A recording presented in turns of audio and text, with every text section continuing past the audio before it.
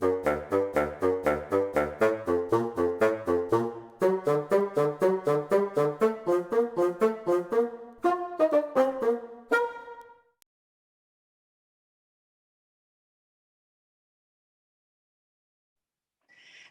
I'm Diane Scott. And I'm Brent Osterman.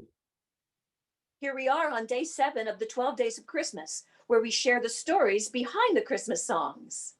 Today's pick is more of a recent carol compared to some of the other ones we've been talking about. And it's one where I think the first line of lyric is much more interesting than the title itself, Diane. Ah, you're referring to chestnuts roasting on an open fire? That's the one. And it's simply called The Christmas Song, written by Mel Torme and Robert Wells. Hey, Brett, have you ever been so hot? The air conditioning goes out, there's no pool, no wind, the sweat's dripping, your clothes are sticking to you, that the only way to cool off is to write down words that remind you of winter? Well, I've been pretty hot before, but what's your remedy? Oh, it's not mine, but Robert Wells, the lyricist for the Christmas song. It was during a hot day in July in LA that he thought the only way to cool off was to write down winter phrases. Must be pretty hot to do that. But you mean he wasn't even trying to write this song? No, just using positive thinking. He thought if he could immerse himself in winter, he would cool off. And composer Mel Torme, who's also a very gifted jazz singer, by the way, was partnered with Robert Wells to write title songs for 2 movies. Yes, it was that project that prompted Mel to drive over to Robert's house. But when Mel arrived, he noticed a scratch pad with some words jotted down: chestnuts roasting, Jack Frost nipping, Yuletide carols. So let me guess. Mel waddles over to the piano, sits down, and 40 minutes later, we have a classic brand new Christmas carol. That's right, 40 minutes. Now that they have the song written, they go to their good friend, Nat King Cole, who loves it, records it, and well, the rest is history. It's a great story. And it also reminds me of another really well-known Christmas song, Sleigh Ride, written by Leroy Anderson. He also started writing this classic winter song during a heat wave in the middle of July. Very similar story. Yeah, but it took him longer than 40 minutes to write that fun winter piece. Indeed, I believe it took him 2 years. Nonetheless, here's a bright, cheery rendition of the Christmas song.